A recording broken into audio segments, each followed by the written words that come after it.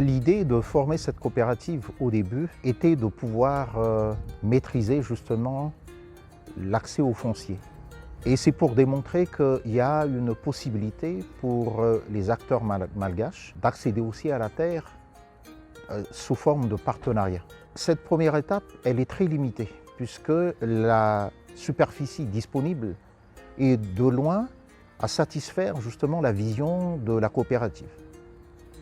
Si aujourd'hui donc la coopérative a pu maîtriser à peu près 200 hectares, notre vision c'est d'aller jusqu'à 3000 hectares dans les 4 prochaines années.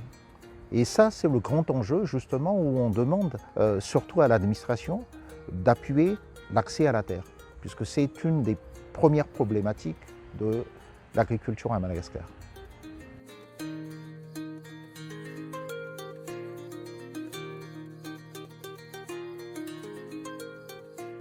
La deuxième problématique de l'agriculture dans la partie sud de Madagascar, et c'est presque de manière générale, c'est tout ce qui est l'irrigation.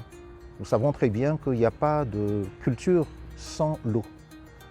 Et il faut qu'il y ait donc une démarche nationale couplant justement les acteurs économiques avec tous les partenaires techniques et financiers et l'administration pour résoudre de manière rationnelle, je dirais dans un futur proche, justement ce problème de la présence de l'eau dans cette partie de l'île.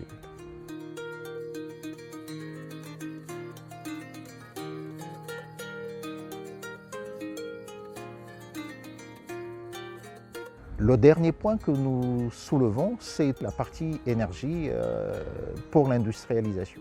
Madagascar a une vision, a un défi en termes de développement de mettre en place l'industrialisation rurale.